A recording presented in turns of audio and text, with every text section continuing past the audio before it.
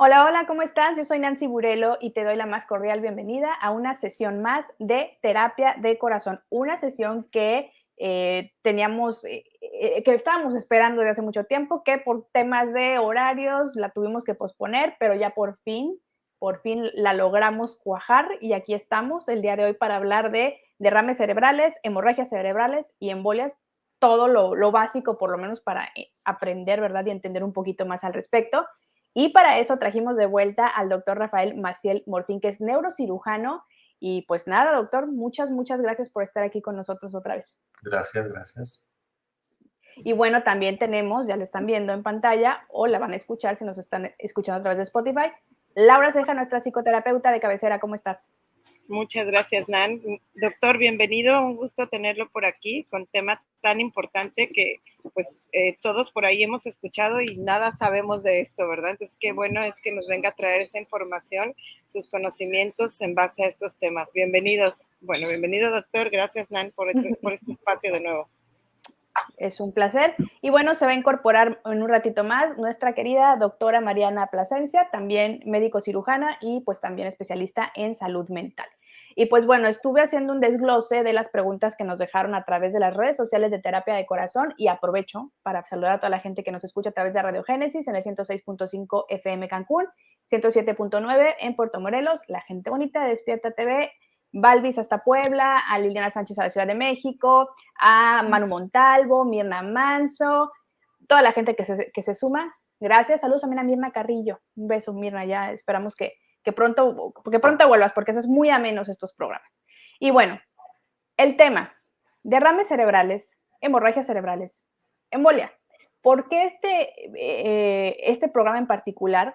La vez pasada que estuvo el doctor con nosotros, que el tema fue en qué momento acudir a un neurocirujano, surgieron entre las preguntas que ustedes nos hicieron favor de mandar esta parte de qué es un derrame cerebral, qué es una hemorragia, qué es una embolia, es lo mismo. Inclusive nos decían, acaba de pues, fallecer la señora Carmen Salinas y algunos medios manejaban derrames, otros hemorragias y lo platicamos como muy por encimita y creo que hoy es un buen momento para que el doctor Rafael Maciel nos ayude a entender un poquito más. Entonces, empezaría con la pregunta sobre esos tres conceptos. ¿Qué nos puede decir de cada uno para entenderlos mejor? Bueno, pues muy buenas tardes. Es algo importante acentuar lo que es los términos coloquiales que todo mundo maneja en la calle. Sí. Derrames cerebrales, tuvo una embolia, todos esos. Todo eso es el lenguaje coloquial que nosotros tenemos. A nivel médico, esto se denomina como un evento vascular cerebral o un accidente vascular cerebral. Esto significa que el cerebro tiene dos tipos de eventos. Uno que es el hemorrágico, que es lo que llamamos una hemorragia cerebral, el famoso derrame cerebral, y el evento isquémico, que significa que una parte del cerebro deja de percibir sangre, que es la famosa embolia. Cuando tienen una embolia, significa que hay un tapón en una arteria. Las arterias llevan la sangre desde el corazón hasta nuestras células nerviosas, las neuronas. Cuando deja de llegar sangre, es una embolia. La embolia puede ser de dos tipos principalmente, lo que se llama un evento vascular de tipo trombótico o embólico. ¿Esos qué significan esos dos términos? Uno significa que tenemos ya sea un problema en el corazón, un problema en las arterias del cuello, y hay un pequeño pedacito de ateroma, un pequeño pedacito de grasa, colesterol, que sale volando del cuello o del corazón y se va y tapa una arteria. Eso se llama un émbolo. Es un evento isquémico, una embolia de tipo, un émbolo que va y tapa la arteria. O el trombótico, que significa que la arteria va envejeciendo y se va haciendo como el sarro en una tubería, que la tubería va, cada vez pasa menos agua porque el sarro la va cerrando. Eso es, que la arteria va disminuyendo su calibre hasta que llega el punto que ya no pasa sangre y las neuronas más adelante de donde está ese tapón empiezan a sufrir falta de nutrientes. Entonces, eso es lo que es un evento isquémico. Entonces, es importante determinar que hay o hemorragias o hay falta de sangre hacia una parte del cerebro que sería un infarto cerebral. Esos son los dos grandes ramos de lo que sería el evento vascular cerebral. Ok. Hablando precisamente del término infarto cerebral, sí es cierto, también lo he escuchado mucho y cuando le preguntas, bueno, ¿pero qué es? Así de, no sé, pero lamentablemente falleció de un infarto cerebral. Y es ajá. Y muchas veces es un asunto de que como dolientes, obviamente, pues no preguntas más allá de qué significa. Pero bueno, lo importante de lo que nos está diciendo es precisamente también que derrames y hemorragias cerebrales son Es lo lo mismo. mismo. Nada más uno es el nombre coloquial, ahora sí el campirano de todos los días, que es que tuvo un derrame, Ok, y una hemorragia cerebral es como quien dice ya el nombre más científico del evento que tuvo el paciente. perfecto. Entonces, ya ahí ya, check, check, estoy tomando notas, esto no me vuelve a pasar, notas y notas, ¿eh? Así que luego me puede hacer un examen. Hoy no, porque me pongo nerviosa, pero voy a estudiar mucho. Y aprovecho este break para darle la bienvenida a la doctora Mariana Plasencia. Doctora, adelante, bienvenida. ¿No tienes el micrófono abierto? Hola Lau, ¿cómo estás? Nan, otra vez, doctor Rafael Maciel, un gusto conocerlo. Siempre Hola. me ha gustado mucho la neurocirugía. Estuve trabajando como unos 2 años con un neurocirujano, ya de médico general, que se llamaba Eutimio Lagarde. Y no, maravillosa la neurocirugía. Son mis másters los neurocirujanos, así que me da un gusto conocerlo. Gracias. Perfecto. Pues bueno, ya pasamos, ya le hicimos check a la primera parte que es la explicación de derrames, diagonal, hemorragias cerebrales y lo que son embolias. Tome nota, espero que ustedes también hayan tomado nota. Dentro de las preguntas que nos llegaron, y lo quiero hacer en forma cronológica para no saltarme la línea del tiempo, digámoslo así, ya vimos más o menos cuáles son las diferencias. ¿En dónde se originan? Es una pregunta que me explicaron mucho. Digo, que me pidieron mucho. Sí, ahí lo que hay que diferenciar es entre los dos. Okay. Cuando son hemorrágicos, tienen un origen y cuando son infartos, tienen otro origen. Vamos a empezar por los hemorrágicos. Okay. Los que son hemorragia cerebral, principalmente se clasifican en dos grandes ramos. Los originarios por un aneurisma cerebral, que significa, un aneurisma es, hazte de cuenta, como una arteria y tiene un chipote. Y es como el chipote en una llanta. En cualquier momento de tu vida se puede romper el chipote de la llanta y vas a parar a una banqueta, vas a parar a una pared, porque no avisa, simplemente se rompe. Entonces, ese chipote en la arteria hace que se haga una hemorragia cerebral que puede llegar a ser, pues, catastrófica. La hemorragia cerebral de origen aneurismática, tiene una mortalidad del 50%. De 100 pacientes que sufren una hemorragia por aneurisma, 50 van a morir en el sitio donde les dio. En su casa, en el carro, literalmente ahí van a morir, 50%. De los otros 50 que van a recibir una atención médica, 50% van a morir dentro del hospital. Entonces es una enfermedad sumamente grave. Solamente estamos tratando de sacar adelante al 25% de los pacientes. El otro 75% lo vamos a perder aquí en México, en la Clínica Mayo o en el hospital de China que quieran. Esas son las estadísticas mundiales. Entonces, es una enfermedad extremadamente grave, el aneurisma cerebral. Se presenta más en personas entre los 25 a los 50 años. Es cuando más se presentan este tipo de hemorragias. Después vienen las hemorragias no aneurismáticas. Estas pueden ser causadas por hipertensión arterial. Los pacientes que tienen una hipertensión arterial no controlada, que es algo bien común en México, son los pacientes que llegan al hospital porque de repente dejaron de mover la mitad del cuerpo y llegan todos adormilados. Se les hace un estudio y tienen una hemorragia cerebral secundaria a una descompensación de su presión arterial. Entonces, esa es otra causa común de hemorragias. Y ya menos frecuentes son hemorragias cerebrales secundarias a otro tipo de lesiones, otro tipo de varices cerebrales, o tumores que llegan a sangrar, pero son más raras. Entonces, si tomamos el gran grupo, son hemorragias por hipertensión arterial o hemorragias por aneurisma. Son las primeras causas de tener una hemorragia cerebral. Ok. Y las causas de infarto. Las principales causas de infarto son lo que más tiene nuestra población mexicana. Diabetes, presión alta, obesidad. O sea, si tomamos todo, la mayoría del mexicano tiene factores de riesgo para tener un infarto cerebral. Eso es lo que debe de quedar. O sea, desafortunadamente tenemos el índice número 1 de obesidad de niños, obesidad de adultos.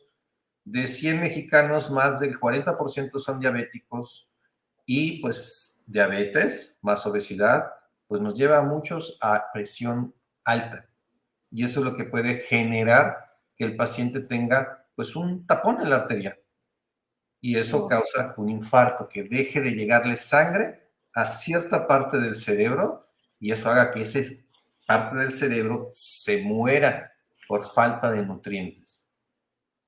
Ok, qué interesante, ¿no? Y qué preocupante, ¿no? Antes de continuar con otras preguntas directas al doctor Rafael, me gustaría preguntarle a doctora Mariana Plasencia, que ella es médico cirujano y es como primera línea, digamos, ¿no? Porque está como médico general. ¿Qué nos dices de todo esto? ¿Qué tipo de pacientes te has encontrado? Pues obviamente sí me he encontrado con pacientes con hemorragias cerebrales secundarias a eventos por hipertensión arterial sistémica. Yo lo que trato de cuidar mucho en primer nivel, y lo que estamos tratando de cuidar mucho y hacer obviamente medicina preventiva, es en los hipertensos, ¿no? Hipertensión arterial sistémica, diabetes mellitus, obesidad. Entonces, realmente, cuando los pacientes vienen con nosotros, los pacientes vienen una vez al mes con nosotros, tratamos de hacer esta labor de, obviamente, tómate bien el medicamento, de hacer cambios de medicamento, de también enviarlo a segundo nivel cuando se requiere una valoración, ¿no? Por médico internista o por lo que sea para ajuste de medicamentos, ¿no? Pero yo creo que con lo que yo me topo más con los pacientes en primer nivel, porque el doctor ya los ve cuando llegan y cuando ya está el infarto instaurado, o a lo mejor cuando la hemorragia ya está lista, ¿no? Ya está hecha.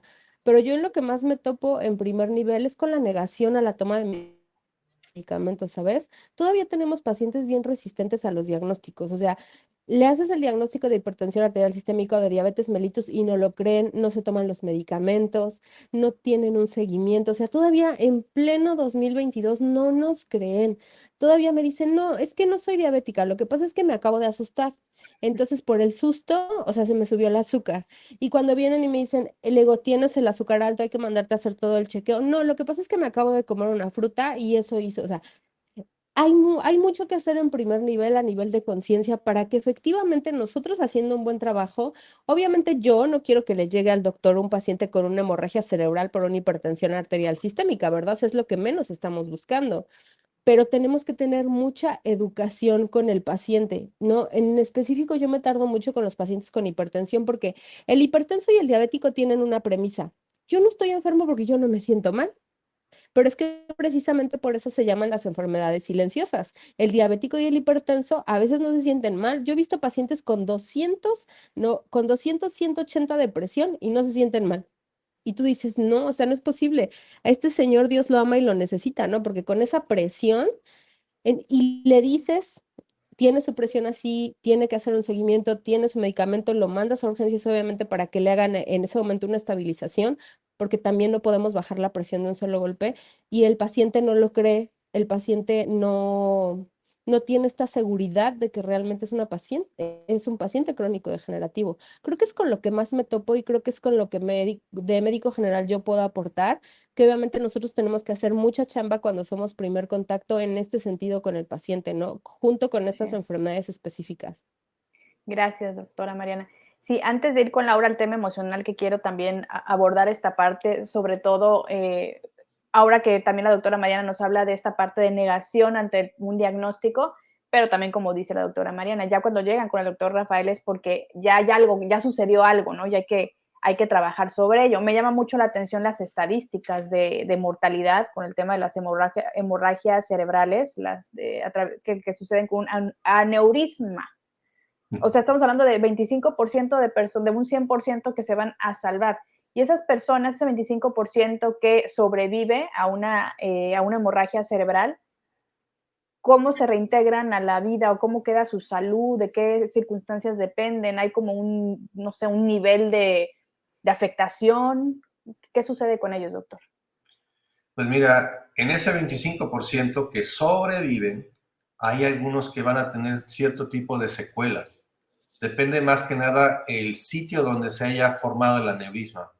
Hay pacientes que salen neurológicamente sin mayor problema. O hay algunos que salen con debilidad de la mitad del cuerpo, dificultad para hablar. Entonces, todas esas secuelas son, como comentábamos antes del programa, son secuelas del paciente, pero son enfermedades familiares, porque toda la familia lo va a sufrir. O sea, tener un paciente que no mueve la mitad del cuerpo y hay que asistirlo para caminar, hay que asistirlo para vestirse, para comer, hay que tener cierta paciencia porque al paciente le cuesta trabajo comunicarse verbalmente, pues es toda la familia la que se tiene que poner las pilas. Entonces es algo bien importante porque ahí es donde o una familia se une en torno a su ser querido o esa familia vota al ser querido y deja de ser querido y se vuelve un obstáculo. Se vuelve una carga, ¿no? Sí. Wow, qué fuerte. Hablando de esto que comenta el doctor, ahora sí le quiero dar entrada a Laura precisamente con el tema emocional de esta enfermedad familiar o de esta circunstancia que envuelve a toda la familia, la paciencia, la empatía, el de alguna manera renunciar a un estilo de vida por tener que estar cuidando a un paciente y tratar de, no sé, dar la mejor calidad de vida posible, pero las circunstancias son complicadas. ¿Qué está pasando a nivel emocional con esa familia? Bueno, antes que nada, díjales qué interesante tema, ¿eh? Yo estoy súper picadaza porque de verdad, ¿cómo escuchamos si no sabemos nada? Y si hay algo importante, primero que nada, es tener información acerca de la enfermedad o de lo que se está viviendo en nuestro familiar, en nuestro ser querido.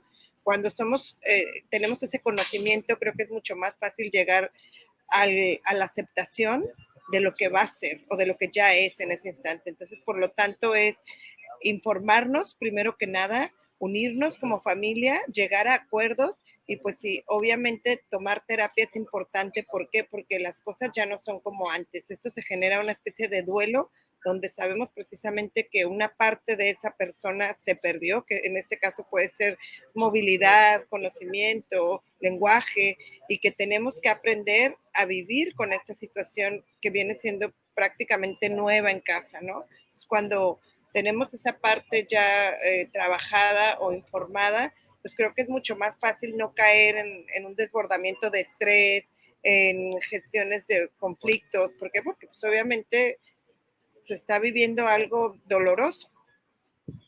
Claro, qué importante. A ver, adelante, Mariana. Yo le quiero hacer una pregunta al doctor. Venga. Doctor Rafael, por ejemplo, tengo mucho conflicto, obviamente, con los pacientes hipertensos, con los pacientes diabéticos, que yo sé que no tienen un buen control, e insisto en que tengan uno. ¿Hay alguna manera de prevenir o hay alguna manera, o no sé, de prevenir, por ejemplo, un infarto cerebral? Yo sé que un aneurisma no hay manera de prevenir, el aneurisma es congénito. Obviamente, una crisis de hipertensión arterial sí la puedo prevenir si el paciente está bien medicado, ¿no? Pero ¿hay algo más que se pueda hacer a primer nivel, aparte de la prevención y de platicar con el paciente? O sea, ¿hay algo más que se pudiera agregar? Pues realmente no. Ustedes el trabajo que hacen es bueno en el sentido de la prevención. O sea, la mejor manera de evitar un evento vascular cerebral es la prevención. O sea, no hay alguna otra sustancia o alguna otra terapia que nos pueda hacer que un EBC vascular, un EBC de tipo hemorrágico, se vaya a evitar, más que la prevención. Porque los factores que la causan son descompensación de una enfermedad. O sea, el paciente puede tener hipertensión toda su vida. O sea, hay gentes que tienen presión alta desde los 40 hasta los 80 y nunca tienen ni un infarto cardíaco, ni un problema renal, ni un problema de tipo neurológico. ¿Por qué? Porque se controlaron.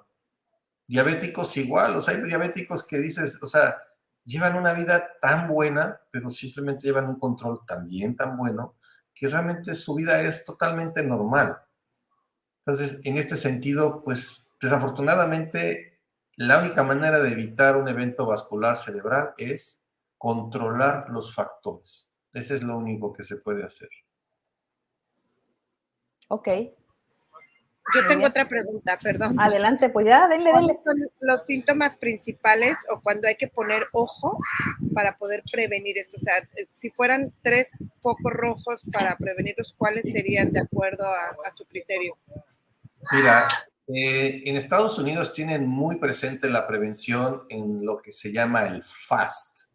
Lo ve uno cuando va, lo ves en el metro, en el aeropuerto, en muchos lugares, la famosa palabra FAST, F-A-S-T, que significa, la F es, si tú ves a tu familiar o conocido que empieza con una alteración en la simetría facial, se le va la cara del gallo, que es la F de facial, luego la A, que le hablas y levanta el brazo, y está la cara del gallo y no puede levantar el brazo, o sea, ya tiene 2 cosas, y le pides que te hable, y no puede hablar, que es la S de speech, entonces la T significa tiempo, córrele. O sea, desafortunadamente la escuela mexicana de lo que es enfermedad cerebrovascular, hemos tratado de buscar la mayor promoción de esto, los datos que deben de hacer que un paciente.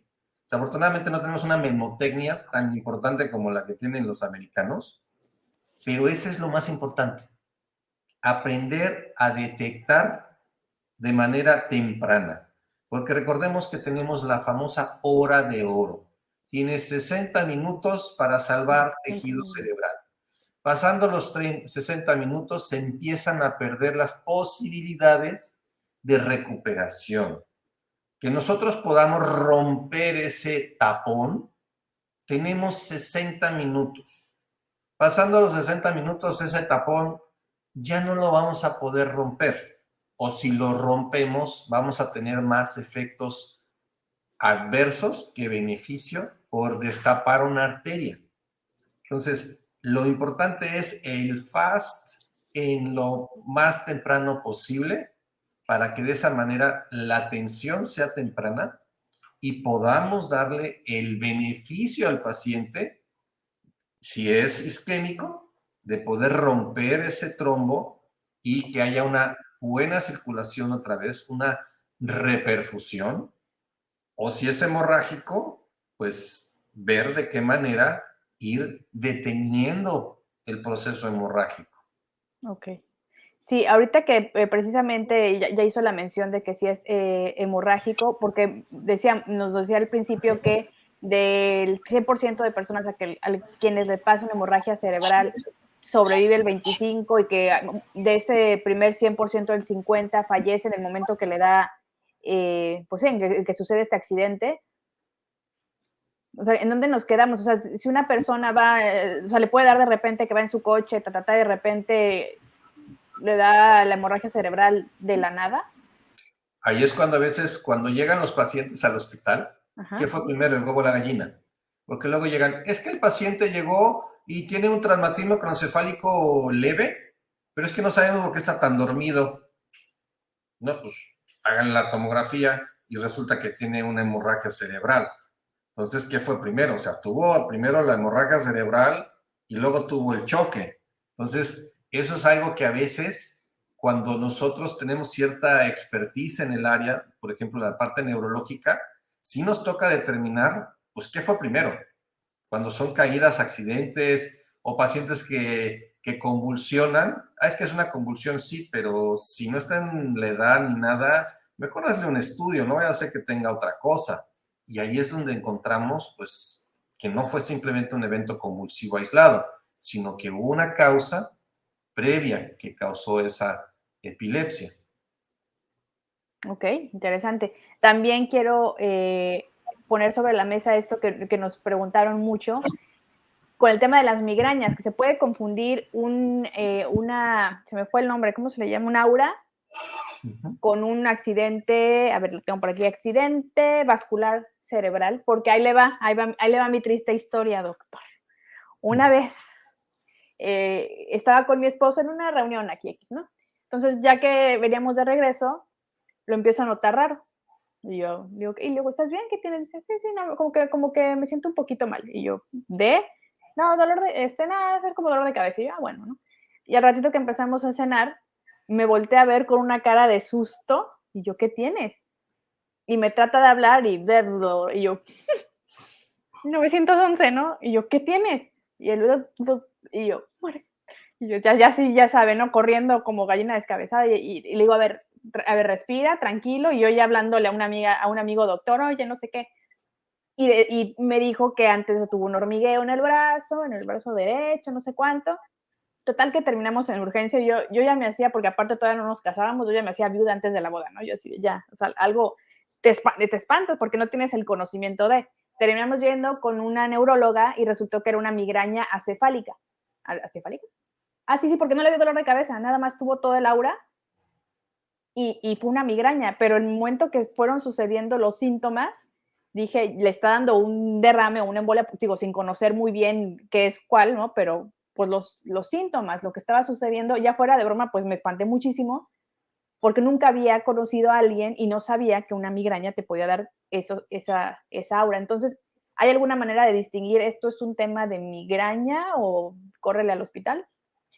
Pues mi recomendación es que lo dejes a un médico experto, que es el médico de urgencias, Okay. la decisión. O sea, creo que la decisión que tú tomaste es la correcta. Ante la duda, mejor ir a recibir una atención médica y que el médico te diga, ¿sabes qué? Resulta que es una crisis de cefalea. O sea, nosotros consideramos que la hemorragia cerebral es el peor dolor de tu vida. Así es como se describe. Okay. Entonces, probablemente ha sido el peor dolor de tu vida, pero resulta que solamente es una migraña. Pero es mejor que vayas, se descarte que solamente es un dolor de cabeza y que no te confíes. Claro. Yo creo que es lo más correcto. Sí, ahí está. Le voy a mandar este clip a mi esposo para que no diga que soy una exagerada. Porque estaba, no es nada, ahorita se me pasa. Y yo no es nada del chongo, bueno, no tiene mucho pelo, más bien de la oreja te llevé a urgencias. Pero creo que... Buenísimo ese del FAST, o sea, de Face, Arm, Speak y Time, o sea, buenísimo, porque es algo que te lo grabas, sin embargo, cuando puedes estar con alguien, pues ya tienes como esos principales síntomas para ponerte alerta, ¿eh? Buenísimo, muchas gracias por compartirlo, doctor. Sí, y además, hablando de esos síntomas o de esas señales que podemos tomar en cuenta, que resulte que es migraña o no, lo importante es la atención en primera línea y, como dicen, ante la duda, no hay duda, a lo mejor vamos al hospital. Pero sí es importante porque ha circulado mucho en redes sociales precisamente una infografía en que habla precisamente de una embolia, ¿no? Que precisamente cuando empiezan a perder la capacidad de hablar o que se empieza a enchocar un lado del cuerpo, etcétera. Entonces sí, hago hincapié en esto, a estar pendientes de los factores de riesgo que ya mencionaron, que son el día a día de México, lamentablemente, de las personas con obesidad, hipertensión, diabetes.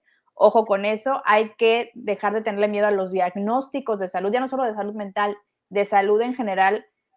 Hay que quitarnos esos miedos también porque lo dijeron al principio, lo dijo el doctor, si te da de estas personas que tienen una hemorragia cerebral, el 25% pueden sobrevivir.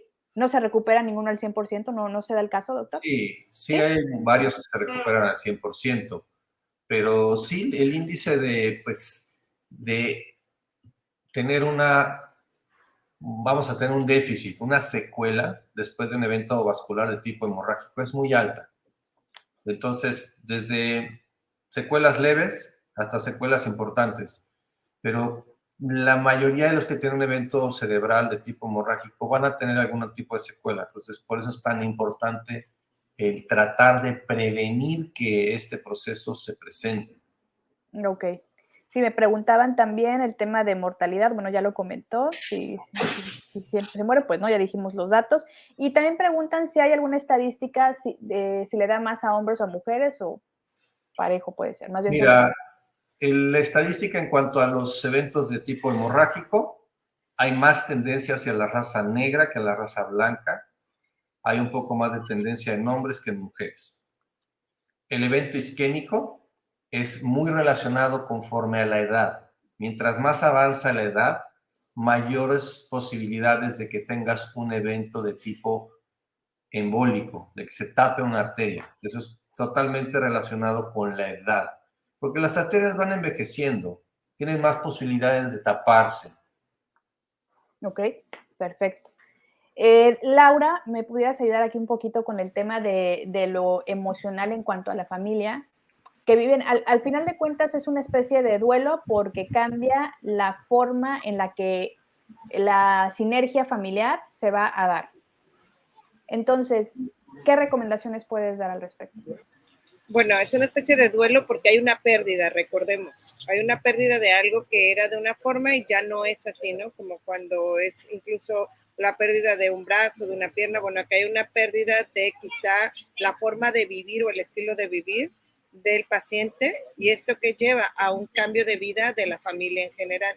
Entonces es por lo que te digo que es tan importante informarnos y darle a conocer a toda la familia la situación que se está viviendo desde el primer día que el paciente entra al hospital y hasta el día que sale. ¿Para qué? Para que se pueda llevar un estado de armonización en conjunto y que pueda tener mejor calidad de vida la persona que lo sufre. Ok, gracias. Y Mariana. si es recomendable para los familiares cercanos asistir a terapia, pues yo lo recomendaría. O sea, les puede ayudar mucho en este proceso. Gracias, Lau. Mariana. Yo solo quería despedirme porque quiero irme a triage, entonces, mucho gusto en conocerle, doctor, y espero que esté con nosotros más tengo un tema por ahí atorado que se está mencionando mucho y lo hemos estado viendo mucho, que es las secuelas o el COVID neurológico, que literal ya he tenido diagnósticos de neurocirujanos así. Pues ya lo amarramos, doctor. Sí, me interesaría mucho esa parte porque sí. Entonces me encantaría que pudiéramos hacer un tema acerca de eso porque es reciente que yo lo estoy viendo también, entonces tengo muchas dudas, pero me dio gusto conocerlo, chicos, me tengo que ir al triage, entonces nos vemos, doctor. Hasta luego. Gracias, Nan. Gracias, Mariana. Bueno, ya lo comprometimos. Yo también salgo en 5, pero no pasa nada. Es que ya aquí pusieron música y todo y para no estar interrumpiendo. Aparte el tema del internet lo tengo de mi teléfono y también para ya no durar tanto. No pasa nada. Pero bueno, ya lo amarramos, doctor, con otro tema. De verdad. Muchas gracias, doctor. Súper interesante, de verdad. Ahora le quería preguntar, hablando de predisposición, ya hablamos de los factores, ¿no? Obesidad, hipertensión.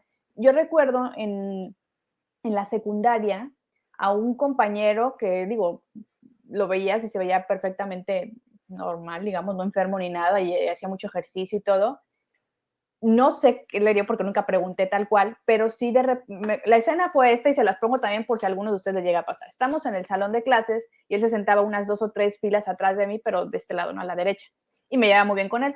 Pero entonces nos estábamos molestando entre una clase porque no había maestro, no sé qué. Yo estaba en mi escritorio y de repente volteo y lo veo a él, con el cuerpo hacia adelante, y me volteé a ver y la boca chueca. Y yo todavía le dije, ay, Osvaldo, ¿aquí cuántos números ves? Pensé que estaba como jugando. Y cuando trata de hacer contacto conmigo, como que no pudo y ahí me espanté y todos estaban como que jajaja, jujuju. No había un adulto, teníamos 13, 14 años. Y creo que siempre he tenido esto de gallina descabezada, salí corriendo a buscar al maestro, el prefecto, no sé cuánto, pero era un niño de 13 años. No recuerdo bien si fue, bueno, debe haber sido embolia porque afortunadamente salió adelante, pero en un niño de 13, 14 años, ¿por qué se pudiera dar? Pues mira, por la edad, ahí lo primero que hay que ver, porque por lo que tú me comentas, muy probablemente tuvo un evento convulsivo. Ok, ok. Realmente ver por qué fue la convulsión, porque a esa edad no es frecuente que haya eventos vasculares.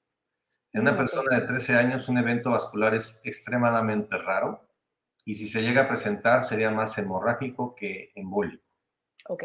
Entonces, seguramente lo que tuvo esa persona fue una convulsión. Okay. Y pues eso es lo que hace que el paciente se vaya de lado, se quede inconsciente y pues muy probablemente haya sido llevado a atención médica. Sí, corriendo. Ok, sí. Entonces, adelante, Lau. Claro, tengo otra pregunta también parecida a la de Nan. ¿por qué tantos futbolistas y personas como muy activas, incluso atletas de alto rendimiento, triatlonistas, todo esto sufren de infartos, doctor? Más bien todos ellos o son una cuestión de infarto cardíaco por un exceso de carga así del esfuerzo, o todos esos mueren por hemorragias cerebrales. La mayoría de los que caen como soldaditos y mueren en la cancha, eso se llama muerte súbita. El tema de muerte súbita solamente hay dos orígenes: cardíaco, por una arritmia letal, principalmente del ventrículo, o por una hemorragia cerebral catastrófica. Y sí, son pacientes que caen como soldaditos en la cancha y en ese momento fallecen. Wow. Pero entonces... Pero tiene que ver su estilo de vida, perdón, Nancy, tiene que ver su estilo de vida, la manera de ejercitarse, el tema del ejercicio intenso, ¿no? Si es cardíaco, lo más probable es que sí. Si la muerte súbita fue neurológica, simplemente fue un aneurisma, que con ellos lo tenían desde hace tiempo. No les hacen, ahora sí, por ejemplo, a un futbolista no se le hace de rutina una tomografía simple y contrastada de cráneo para estar en el equipo. No, no es un estudio de rutina. Simplemente que esos que caen así, muerte súbita, y es de origen neurológico, es porque tuvieron la ruptura de alguna arteria primordial, lo cual hizo que perdieran su estado de alerta en ese momento, en un sitio que tiene que ver con desconexión completa. Entonces, literalmente, en ese momento fallece. No es de que en el traslado, ahí fallece. Sí, es fuerte, ¿no? Porque uno puede pensar, entre más sano estés, entre más ejercicio hagas, mejor alimentación, nunca te va a pasar absolutamente nada a nivel salud. Y pues hay cosas que simplemente, como dijo al principio, ¿no? Como si tuvieras un chipote en una llanta y en algún momento va a reventar, pues no sabemos, al menos que estemos haciendo con una tomografía, pudieran ver si tienen una... Sí, en ocasiones se hacen de manera rutinaria cuando tenemos algún antecedente familiar. O sea, okay. yo con frecuencia, pacientes que llegan, es que doctor, un familiar mío, mi abuela se murió de una hemorragia cerebral y me duele la cabeza y tengo dudas. No tengas dudas, hazte una tomografía simple y contrastada y quítate la duda. ¿Por qué? Porque sí hay cierta carga genética a que una persona pueda tener. El caso de mi maestro cuando estuve estudiando en Viena, que su hermano fallece por una hemorragia cerebral, el doctor nos se hace una tomografía y resulta que él tiene un aneurisma. Obviamente se atiende y con eso excluye el riesgo de que él muriera igual que su hermano. Entonces, claro, si una persona tuvo una hemorragia cerebral catastrófica y un familiar tiene la duda, no tengas duda. Un estudio contrastado es un estudio de 10 minutos y te va a quitar la duda y te va a dar tranquilidad. Y lo mejor, te puede salvar la vida. Sí. Que eso es lo más importante. Entonces, a ver, hablando de esta cuestión, que hay que dejar bien claro que puede ser un tema genético, entonces hay que parar la oreja y abrir bien los ojos si tenemos algún historial de algún paciente, perdón, algún familiar que haya tenido algún accidente de este estilo. Pero le quería preguntar entonces, si se detecta que tienes una aneurisma, sí, un aneurisma, entonces, ¿hay un tratamiento al respecto como para tratar de que nunca se reviente o cómo es esta parte? Eso se llama un aneurisma incidental. Hazte de cuenta que tú vas en tu carro, tienes un accidente, te sale un chipote, llegas al hospital y te hacen una tomografía para ver si no tienes otra lesión. Vamos a decir un coagulito o un chipote en el cerebro. Y resulta que te encuentran de manera incidental que tienes un aneurisma. ¿Se trata o no se trata? Médicamente consideramos que todo aneurisma, aunque sea de manera incidental, se debe de tratar por su alto índice de mortalidad en caso de que se rompa. Actualmente hay muchas técnicas para tratarlos, que son desde no invasivas, que es a través de un cateterismo por la ingle, y se puede ir hasta el aneurisma y uno lo puede tapar, y con eso disminuye el riesgo de que esto se vaya a romper. Antes, lo único que podíamos hacer era abrir el cráneo, poner un clip en la base del aneurisma, en la base del chipote, y con eso quitábamos el riesgo de que se rompiera. Hoy en día, esto ya se puede hacer por un proceso endovascular, que es un procedimiento no invasivo. Tiene también sus riesgos, Sí, pero menos riesgos que una craniotomía abierta. Ok. También nos preguntaron precisamente si se pueden dar hemorragias cerebrales después de golpes, ya comentó que sí, porque hablaban mucho de lo que sucede con los jugadores de fútbol americano. Sí. Cuando tienen golpes, y de hecho los protocolos, ¿no? que tienen ahora. ¿Nos quiere hablar un poquito de eso, de estas situaciones de golpes? Es algo muy común. Y no es tanto como, vamos a decir, de 100 jugadores que se tienen que sacar de la cancha de fútbol americano por un golpe en la cabeza, con una confusión cerebral, probablemente uno tenga una hemorragia. Los demás tienen lo que se llama una contusión cerebral, un moretón en el cerebro o un aturdimiento en la comunicación del cerebro. Pocos llegan a tener hemorragias. Yeah. Hemorragias fue el caso catastrófico del boxeador que tuvimos aquí en Cancún, en un hotel. Él él no falleció, pero quedó como para pisapapeles. Sí, que cayó y... Secuelas gravísimas. Entonces, ahí es bien importante. ¿Qué fue? ¿El golpe que le dieron que le causó la hemorragia o fue el golpe en el piso? ¿Qué fue primero, el huevo o la gallina? Volvemos a lo mismo. O sea, en este caso, el golpe en la cara, en cierta parte que se llaman sitios gatillo, hizo que perdiera el estado de alerta. Y el coágulo que se le hizo en la cabeza fue por el golpe contra el piso, no fue el golpe en la cara. Entonces, es bien importante cuando tenemos lesiones deportivas, que es un tema bastante interesante para platicar. Otro anotado. Es eso, ¿no? O sea, no todos van a tener hemorragias, pero sí van a tener concusión. Concusión significa un golpe en el cerebro, pero que no tiene ninguna secuela estructural. No hay hemorragias, no hay sangrado, nada. Simplemente es un aturdimiento de las neuronas. Okay. Una contusión significa que sí hay un moretón en el cerebro. O una hemorragia, que sí significa que ya hay como tal una lesión más grande. Ya. A lo mejor estos golpes que se dan, no sé, los boxeadores, son también cuando uno dice coloquialmente, es que me apagaron el switch. Entonces, como que pum, y ya me fui. Los sitios gatillo donde les pega. Adelante, Lau. Bueno, Nan, yo me quiero despedir sin antes volverle a agradecer, doctor Rafael, súper interesante su plática. Creo que hay mucha tela de dónde cortar. Yo quiero saber también el tema de por qué los deportistas sufren tanto de este tipo de infartos, y también me encanta el tema de la epilepsia. Mi papá toda la vida ha vivido con epilepsia, y cuando la primera vez le dio un ataque yo casi me quería morir de ver cómo todo lo que sucede ahí. Pero bueno, por ahora pues solo le dejo mi agradecimiento. Nancy, muchísimas gracias, y bueno, desde Campeche les mando un abracito y que tengan una bonita tarde. Gracias, Lau, pues aquí estamos a la orden. Ay, no olviden a todos los que nos están viendo compartir este programa, si es que les gusta, dejar todas sus dudas, y recuerden, cual sea su caso, si sienten que las emociones los están desbordando, no duden en acudir a terapia. Beso, Lau, muchas gracias. Perfecto. Bueno, doctor, y aquí ya lo están comprometiendo a muchos temas, ya los estoy anotando ahí para seguir platicando, porque creo que es importante esta parte de la prevención, por supuesto, pero sobre todo de informarnos y conocer más sobre la salud en general, porque yo, por ejemplo, no hubiera pensado que tiene componentes genéticos, ¿no? Que así como si tienes familiares con diabetes, si tus papás, tus abuelos tienen diabetes, es importante que tú tengas un control ahí, estés pendiente de ciertos síntomas o hacerte chequeos anuales para ver que todo esté bien. Pues también el tema de los derrames y de las embolias también es importante tener información. Perderle el miedo de alguna manera, aunque digo, el pensar que en cualquier momento te puede dar porque no sabes si tienes o no, es como de... Por ahí nos preguntaron que si de un esfuerzo muy grande te puedes ocasionarte un aneurisma, ¿no, verdad? No, eso sí.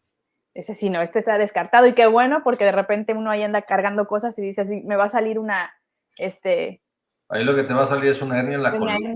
Exactamente, que también son temas que podemos platicar con el doctor, entonces hay mucha tela de dónde cortar con todo lo que el doctor pues realiza en su día a día. Y ya para ir cerrando el tema de las preguntas que nos hicieron, ya platicamos un poquito sobre primeros auxilios, por decirlo así, y me llamó la atención el tema de las convulsiones, por el asunto de que confundimos de repente lo que estamos viendo, pues porque no sabemos, ¿no? Que si es que si es un derrame cerebral, que es una embolia, o que es una convulsión, o que si es una migraña. Y quedó bien claro, nos lo dijo el doctor, ante la duda, mejor ve con un doctor de urgencias para que se pueda en un momento dado detener o ayudar hasta la medida de lo posible a la persona que lo esté sufriendo. Entonces podemos retomar el tema de primeros auxilios, de qué estamos checando, qué estamos viendo en una persona y qué es llevarlo al hospital sí o sí, o qué pudiera darnos un lapso de tiempo para poder, pues, ayudar al final de cuentas.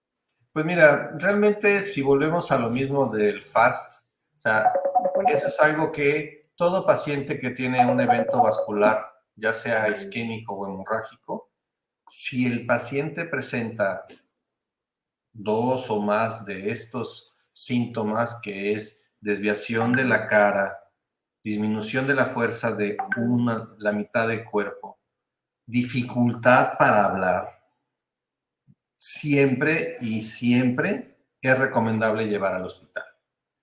Porque puede ser una descompensación de alguna otra cosa, pero puede ser un evento vascular cerebral. Entonces, los primeros auxilios son cosas que en este caso no es algo que podamos prestarle al paciente en casa como familiar. Lo recomendable es llevarlo al hospital, porque tenemos que descartar si es, hay que tratarlo. Si no es, pues ver qué otra cosa puede ser de alguna otra enfermedad. Claro. Entonces, mi recomendación vuelve a ser, más vale ir al hospital y no tener nada grave, a tenerlo y que llegues y te digan, si lo hubiera traído en la primera hora, y eso es bien común, no estamos hablando de excepciones, es bien común que el paciente llegue fuera del tiempo de ventana. Y la ventana es cuando nosotros podemos tratar al paciente. Cuando llega fuera de tiempo de ventana, lo único que podemos hacer es, si hubiera llegado antes, probablemente le podríamos haber hecho algo. A veces tiene que ver con la localización donde viven. Si un paciente vive en Carrillo Puerto, desafortunadamente, por más esfuerzo que haga, no va a llegar en ventana a un sitio donde haya la atención. Pero si estamos en una ciudad y vemos algún síntoma de estos, brazo, cara o habla, lo mejor es ir a un centro para que sea valorado en urgencias, y si sí está empezándose a formar un evento vascular cerebral, sea tratado en ese momento y pueda recuperarse. Sí. Es que sí es bien importante esta parte de tener la conciencia de que el tiempo es primordial y tener la confianza también en el personal que se va a encontrar en el área de urgencias. No quieran llegar sin saber bien qué está pasando y decir, tráiganme un neurocirujano, tráiganme el neurólogo primero. Para eso es ahora sí que hay protocolos, ¿no? Y obviamente la gente que está en urgencias sabe lo que hace, sabe hacia dónde canalizar y a lo mejor ahí sí podría decirle, ahí le van a dar los primeros auxilios para tratar de que dentro de esa ventana, pues las secuelas sean, pues lo menos, ¿cómo decirlo? Lo menos fuertes posible, ¿no? Entonces, ojo con eso y pues sí, a estar pendientes de todo lo que sucede. Ya para irnos casi hacia el cierre, me gustaría escuchar de usted de nuevo, porque necesitamos hacer énfasis en esto, lo que está causando precisamente que nos enfermemos más. Todos los cuadros o las patologías que el mexicano tiene, que sí o sí necesitamos trabajar en ellas. Pues la prevención. La prevención, como decía la doctora al principio, que se ve en primer nivel, la atención primaria para la presión arterial. Si ya te hicieron el diagnóstico de que tienes presión alta, tienes que cuidarte, porque la pura presión alta te puede causar un descontrol y causar un evento de tipo hemorrágico. O la presión alta, junto con obesidad, junto con diabetes mellitus, puede generarte todo lo que es los factores para que te dé un infarto cerebral, haya un tapón en una arteria y de esa manera pues tengas un déficit neurológico que muy probablemente te deje secuelas. Entonces, el mexicano tiene alto índice de obesidad, alto índice de diabetes mellitus, y pues esas dos cosas juntas dan una mayor predisposición a sufrir presión arterial elevada. Entonces, si tenemos alguna de estas tres, es tratar de tenerlo lo más controlado. Repetimos de que hay pacientes que tienen presión alta desde los 40 hasta los 80 y mueren por otra cosa. Simplemente se cuidaron toda su vida y no es que la hipertensión sea mortal, la diabetes sea mortal. No, no es mortal la enfermedad de la diabetes o la presión alta. Es mortal cuando esto no se trata de manera correcta, no se controla de manera correcta y eso lleva a un desenlace mortal. Pero esas enfermedades, si son bien controladas, uno puede vivir con ellas sin ningún problema. Ok, entonces a lo que siempre nos vamos a desbordar aquí en Terapia de Corazón es a la prevención y a la información. Entonces, ante cualquier duda, vayan con su médico de confianza, vayan a hacerse los análisis que a lo mejor un médico le va a solicitar, porque también pasa, conozco gente y hay doctores que nos han dicho que ya llegan con un folder así de estudios que nadie les pidió, porque quieren, porque vieron en Google que tal cosa, entonces tampoco sean de ese extremo. Para eso están los especialistas en salud mental, en salud integral, que les pueden ayudar y darles un seguimiento oportuno. Que les dé tranquilidad esta parte para la gente que tiene hipertensión y diabetes, que mientras lleven un seguimiento y un buen control con su médico, pueden tener una calidad de vida decente, buena, y que no les dé miedo decir, ya ahora como tengo diabetes, al rato me va a dar un infarto cerebral, no, tranquilos. Esto es para que nosotros tengamos la información adecuada y vayamos a prevenir. Antes de irnos, doctor, le voy a hacer una pregunta que nos dejaron aquí, se me estaba pasando, que el tema de la vacunación, una persona que sufrió una embolia, ¿se puede vacunar? Sí, sí se puede vacunar. Ya está, para que no anden ahí diciendo bueno, es que también quedan un poquito, me imagino que después de esto quedan con ciertas secuelas, pero no tiene que ver con temas No de tiene que vacunación ver. ni Y nada. también el miedo de varias personas, más que nada con las vacunas de tipo AstraZeneca, que decían, es que me puede dar una embolia si me pongo la vacuna. Es más fácil que te atropelle un turicún a que te dé una embolia por una vacuna de Astra. Así de sencillo. O sea, es uno en tantas miles de personas. Y si vemos esa uno miles de personas, seguramente era diabético, obeso, hipertenso, 150 kilos. O sea, son factores que si le aumentamos la vacuna puede detonar en algún problema. Ya. Pero no, o sea, el 99 punto tantos por ciento de personas que se pueden administrar una vacuna no van a tener un problema de tipo trombótico. Para que se les quite, eso le voy a mandar este cachito de video a mi mamá que ahí está con que, ay, pero la tercera dosis es necesaria. Y yo, sí, es necesaria. Es muy necesaria y lo recomendable es que se apliquen el refuerzo. ¿Cuál? El que te den, punto. Que si es Astra, que si es AstraZeneca, si es Pfizer, si es Moderna, la que sea. El refuerzo es importante. Es correcto. Ándele, gracias, doctor. Con eso, ahorita les voy a mandar ese clip a mi mamá para que ya no ande como niña chiquita y que hay que darle premios si va a la vacuna. No, ya no. Pero bueno, doctor, ya cerramos la transmisión de hoy con el agradecimiento de parte de, obviamente, todos en Terapia de Corazón, la doctora Mariana, la psicoterapeuta Laura, agradeciéndole mucho su tiempo porque de verdad sabemos que es muy, muy valioso y sabemos lo que hace mucho a nivel profesional por todos sus pacientes y ahora también por nosotros explicándonos estos temas y dándonos información con la finalidad de prevenir, que eso es lo más importante. Y pues, doctor, ¿dónde lo encuentran si necesitan una cita con usted? Pues mira, yo estoy principalmente en el hospital, en el Centro Médico OSIS, es aquí sobre Avenida Guayacán. Aquí es donde doy la consulta. Y pues, como platicamos, el neurocirujano ve dolores de cabeza, epilepsia, trastornos de tipo Parkinson y mucho los problemas de columna vertebral. Entonces, es lo que más veo yo. Entonces, ya saben, si por algo no anotaron, pues regrésenle un poquito, ¿verdad?, al video o me preguntan a mí a través de un mensajito y les doy los contactos del doctor. Y como escucharon, ya lo comprometimos a que venga a hablar de muchos otros temas, así que seguramente por aquí lo vamos a tener muy pronto porque hay mucho que aprender y mucho que informar. Pues gracias, doctor, y gracias a toda la gente que se conectó, que nos va a dejar algún mensajito, que nos escucha a través de Spotify, de Apple Podcast Gracias, y si les gustó este contenido y creen que a alguien les puede servir, eso voy a mandar a todas mis tías, por cierto, pues compártanlo, ¿vale? Muchas gracias, doctor, y buenas tardes a todos. Hasta luego, buenas tardes.